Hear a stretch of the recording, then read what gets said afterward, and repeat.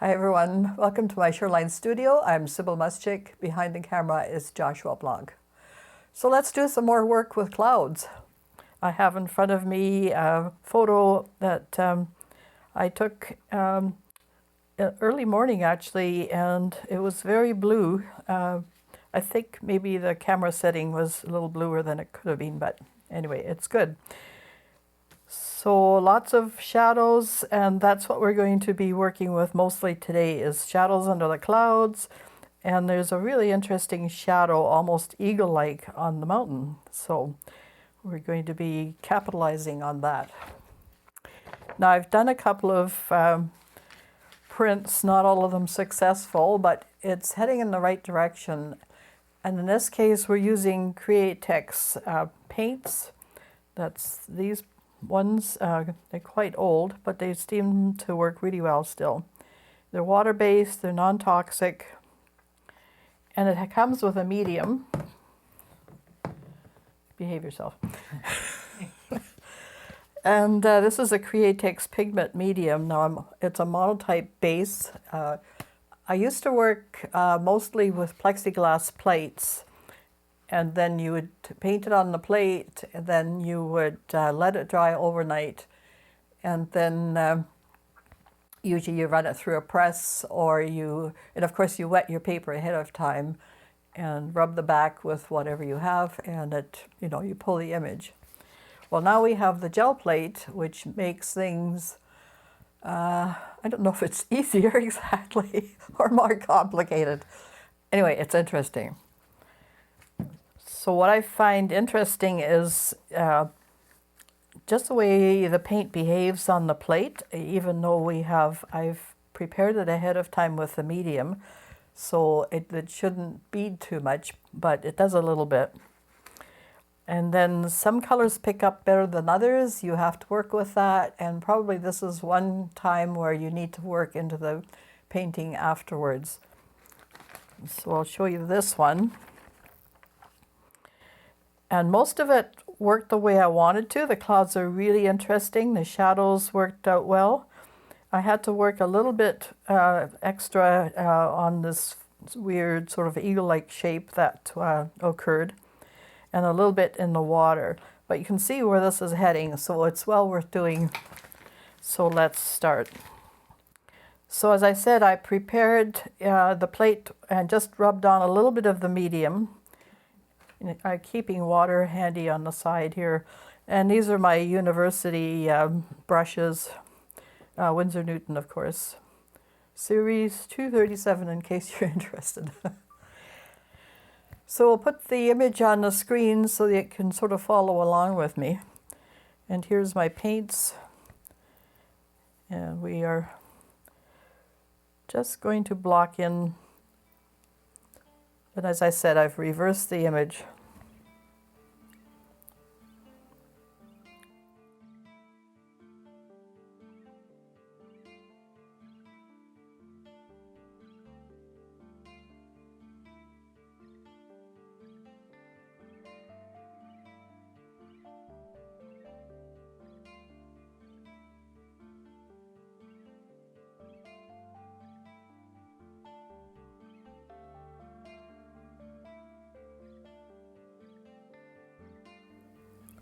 Now it's beading a little bit. We'll have to work with it. So remember not to put too much water in, but also not too thick of the paint, because then it won't lift when you wet your paper and put it on there. So strange things to have to look out for, but there it goes. Okay. And you can wipe away if you like, and we can repaint areas as well. So I'm going to just put in the basic blue areas. There's a big shape in here.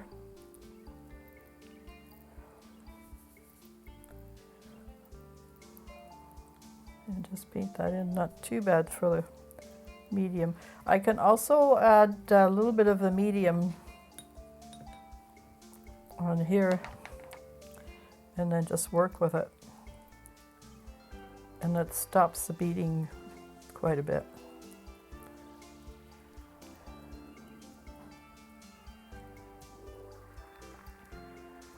you get more brush strokes, but that's always interesting. And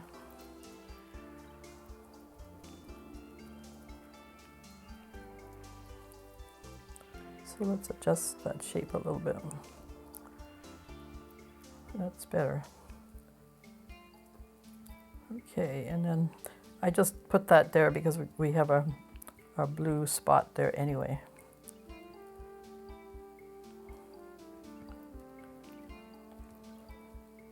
So again, not too thick. And there's a little spot here. There's some shadow areas in blue. Down in here, nice part of the cloud. You don't really need to add much white. The white of the paper will show up, much like a watercolor. But in some cases, we'll have to use a little bit. And I'm also going to be wiping back.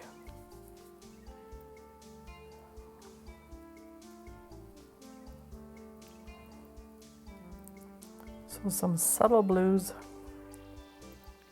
here.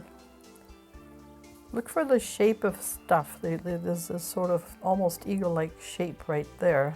I don't know what we're talking so much about eagles. We have one flying around, actually, sitting on one of the trees close by. And there's a dock with a bunch of ducks. They're mergansers. And there must be about, what do you think, Josh, about 12 of them at least, sitting there all the time. Well, eagle came and landed on the tree not too far from them, and woohoo, all the ducks went off into the water and paddled madly to get away. So the eagle is looking for food, of course, probably ready to feed its own babies wherever they are. And that tree seems to be the vantage point to the lake so that it can see fishes riding to the surface and vulnerable ducks, probably more baby ducks. And this morning the Canada geese came by. They're such good parents. They had a whole, maybe 24 little ones with adults on either end, and then another group, not quite as many little goslings as the first group, again with adults on either end and some in the middle. So they're very careful with their, and that's why they're so successful. Mallards, the poor mama might have, a couple of dozen babies, and then most of them disappear because of predators. In this area it was bad because of there were a lot of dogs on the loose, but they seem to have been taken care of now, so not so many big dogs on the road, and they would get after all the. So I think we have, our basic areas blocked in. So we're just going to clean our brush. I'll continue with this one. It coordinates the colors if you keep a little bit of the color in the brush. So I want to block in just basically, now that we've done the negative aspect of where the clouds are, here the landscape part, which is not really all that important in this case. So I'm just going to mix a little bit. So you can see it's sort of a browny purple color. I'm just going to add some white. We'll add a little bit of green in there. And that makes, because it's a complement, that will make it browny gray, which is probably pretty good. And then we'll add the shadow on top after. Okay, so let's block that in. Now on that one print that I showed you, the brown didn't actually print that well, so hopefully we'll have more control this time.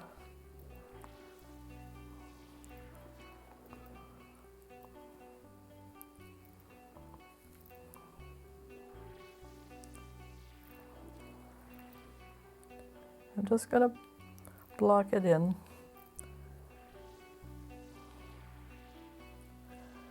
being mindful of the contours of the land. So I'm going like this, and not just making flat strokes.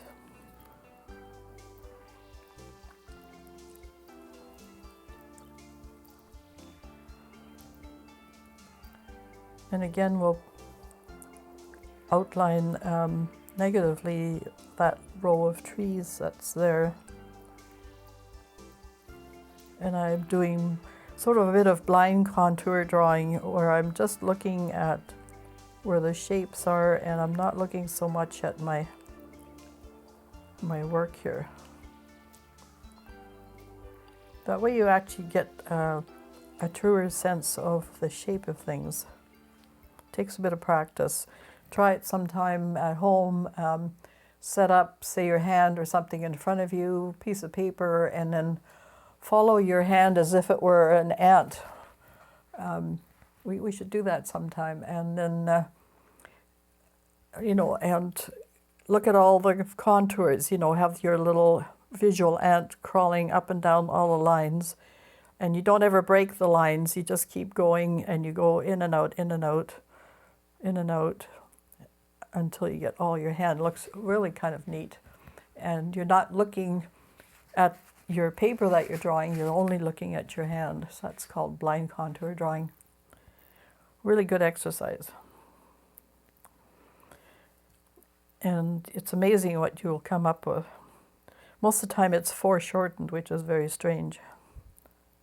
And the more you do it, the better you get, and the weirder it looks. But it's an excellent drawing tool. Okay, so we're going to have very little lake. It's all about the clouds in this case. Okay, so with this bottom part, before we can probably manage a horizon line, nice low horizon line.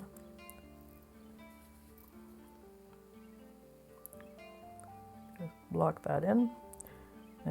Remember, adjust for any slants. So here, this section in here, those are those foreground poplar trees and bushes.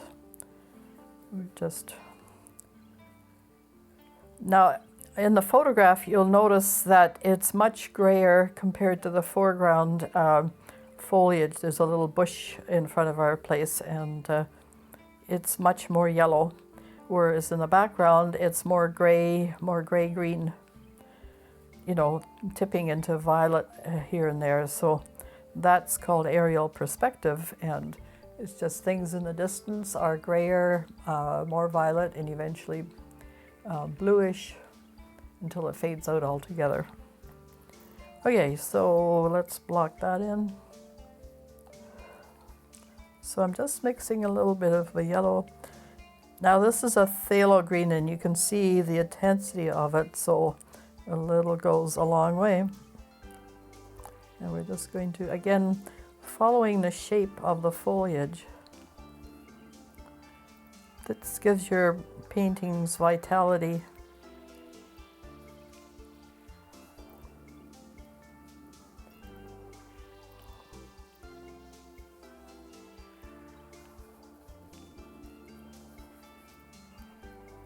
And it looks like this bottom part, the Createx medium, is doing a better job. And I don't think we'll bother with tree trunks. You can't really see them anyway, but it is a little bit darker at the base, and so we will do that. Hopefully it'll print.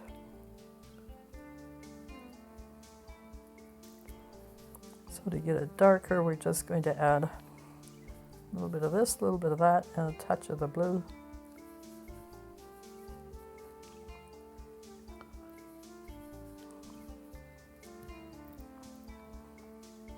And we'll block that in.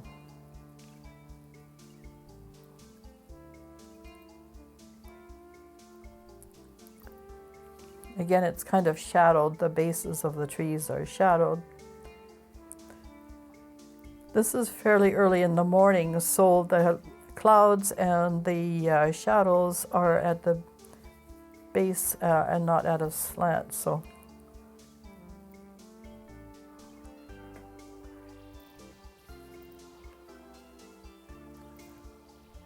So what you don't get is that silver lining in the clouds. That happens later.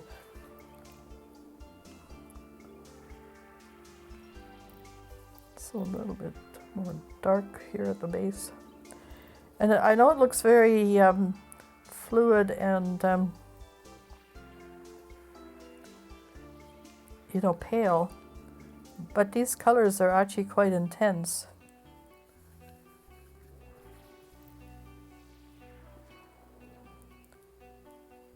And you know, if it prints at all, it'll be pretty good. And then I can clean my brush again. And then we'll knock in the water. And we'll add a little bit of the green to it. A little bit of the Createx to, so we don't get too much of this beading business. That seems to be the worst problem. I'll leave a little bit of room. There isn't much in this photograph. The lake, it was quite windy, so you're not going to see a lot of the reflection. But you will see the shadow from the mountain, and that's got to be put in. So, but we'll paint in the shadow on the mountain after this.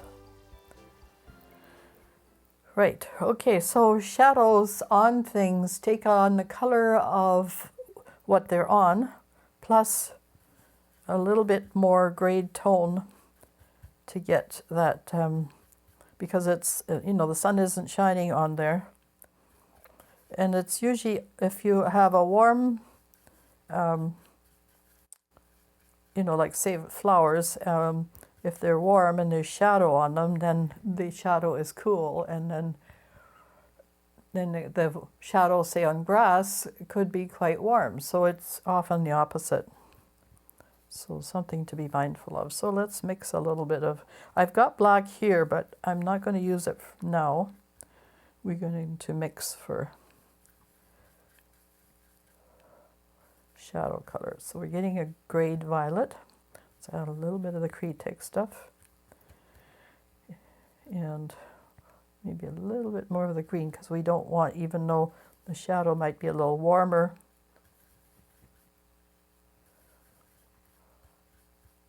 we don't want it too warm.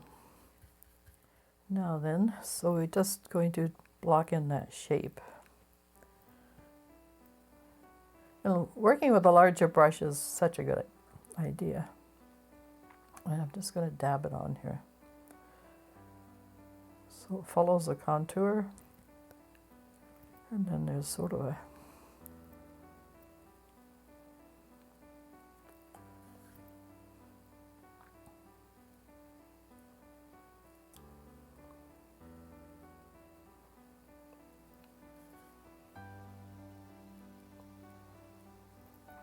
and then there's a little bit of a gap there.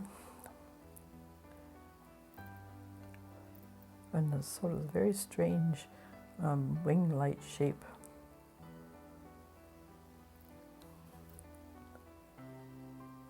And there's a central piece here, and then this wing-like shape. So I'm painting in the shadow wings.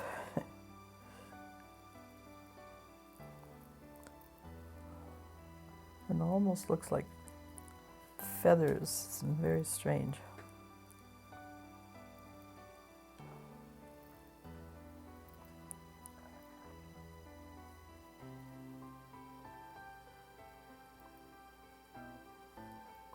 And then that would be, that cloud is, I guess it's this one here that's, this in here, that's creating that darkness on the mountain. So we're going to just block it in on the water. So it's not a reflection, it is a shadow. You'll have to look closely to distinguish the two.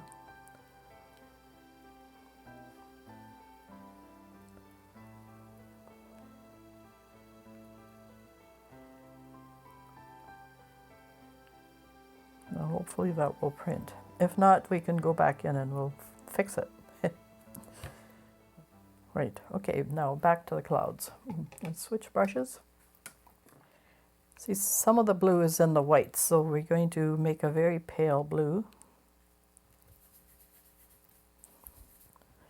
And most of that will be the Createx medium. And we can add white if we need to.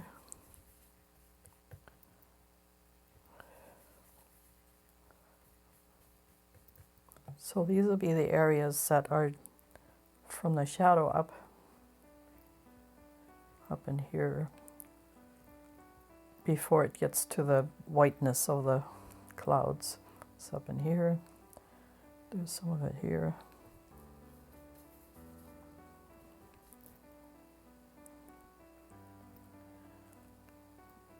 And I think might have a little bit too much paint on my brush here.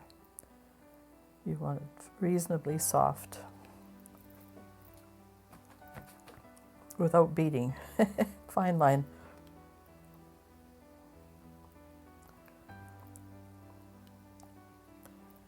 There's that shape in here.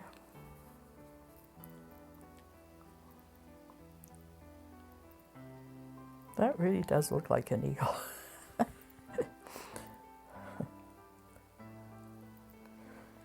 Well, I guess the eagles are watching out for us right now.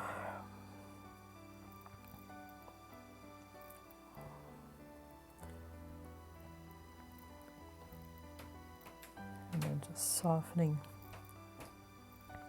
I'm going to soften this area just so it's more, there are some clouds in there, they're sort of wispy.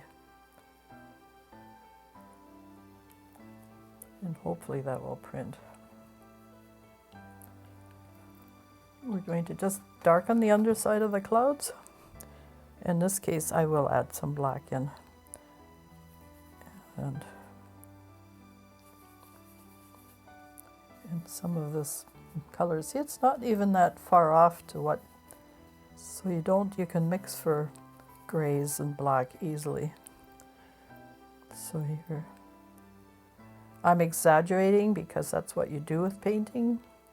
You want to make an impact, so you push color and design so that it's a painting and people get the point of what you're trying to say. Doesn't always have to be a story, like abstracts are not a story, they're mostly about the language of what you're talking about. And this is very abstracted in many ways. So you could probably say it has something to do with mood, the clouds, you know, being so threatening, and so maybe a sense of anticipation and dread that there's another storm coming. We had lots of that lately. Okay, and then down in here it's quite dark, but you have, you know, the shadow, so you need the contrast, so don't put too much dark stuff down there, even though it's in the photograph.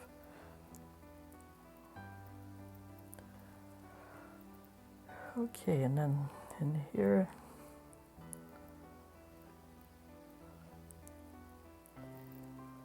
and there's this little bit of that in here, but not much.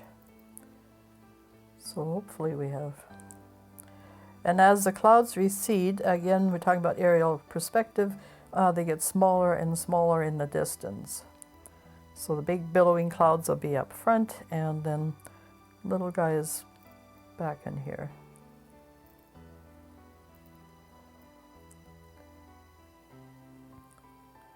Now I don't know if I'm going to pump up that brown. That may again give us trouble as to printing, but let's do that afterwards. Now the last thing we're going to do here is make the clouds more billowy.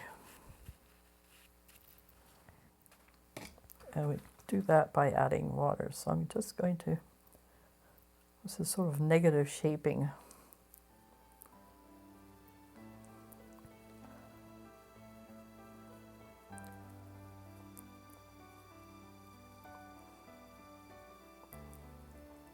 And there'll be a tiny bit of color as a result.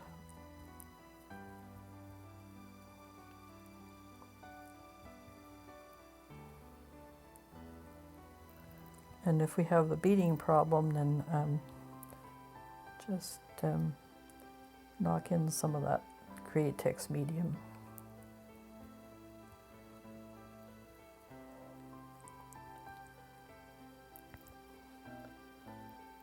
And this little spot here isn't a circle, so make it interesting.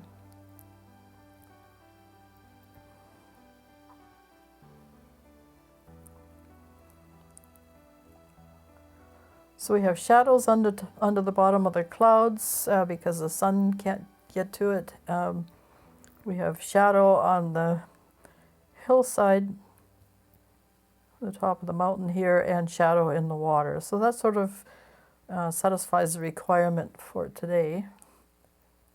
And we will see how we can print this. A little bit of white cloud in here and sort of billowing there a bit. Some coming in from the side and here. You can really play with this and have a lot of fun. Clouds are interesting just as long as you remember the shape of them. You know, if the sun isn't shining, then it's much more difficult to get cloud shapes. So look for a sunny, cloudy day, and then watch your clouds and see how the color changes. And, you know, get yourself a little palette and work at mixing some of the colors and the tones to get the graded tones and the different variations in the colors. So now we have to let this dry, and then we'll place our paper on there. So again, I think we're going to sign off for now. We'll do a little postscript. I've been doing that the last little while because we always have to wait for the things to dry. But you must let it dry totally. Then you wet your paper, and what I do is I put my paper on a towel, I wet it down, I fold the towel over top and just, you know, smooth it down, and that gets rid of most of the moisture, but the paper is still damp. Then you put it on there, and then you wait to let it print. Now, we're not going to wait overnight, obviously. We're going to maybe wait a couple of hours, and then we'll see what the result is. Might have to use a hair, you know, our little dryer tool to push drying a little bit, but I don't really like that process because it might alter the paint. We're going to have to do it, but you at home, you've got plenty of time, and do the process with the right timing. Wait overnight if necessary to let the plate dry before you put the wet paper on there. That's how I was taught for these type of monotypes. And then once you put your paper on, it will take maybe 5 or 6 hours to dry properly, and then you can pull the print. And then, you know, work back into it, make it yours, make it creative, have fun with it. And this is a lovely process, and the Createx monotype colors really are great to work with. You get that luminosity and transparency that you get in watercolors, and it's still a print. So nice way to work. So thanks so much for joining us today, and have a go at this process. It's really a lot of fun. Those of you who are printmakers already, you use your plexi sheets and you put it in an etching press. That's great if you have that, but for those who don't, you know, the gel plate works. So don't forget to like and subscribe and help our channel to grow. Really appreciate it. Be kind to each other, take care of yourselves and your families, and bye for now.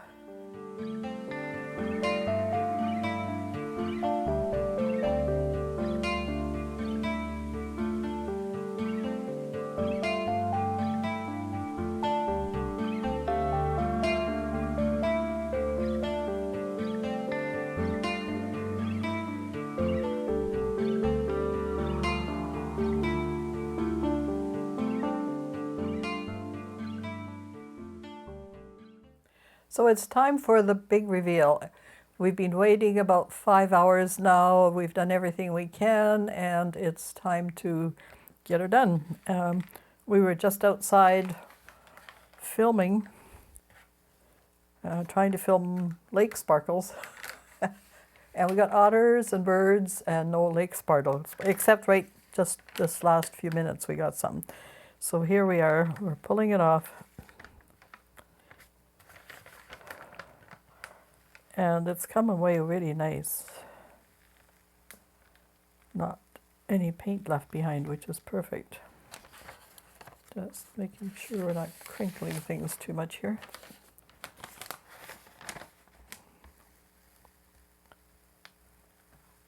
And all the colors showed up. Wow.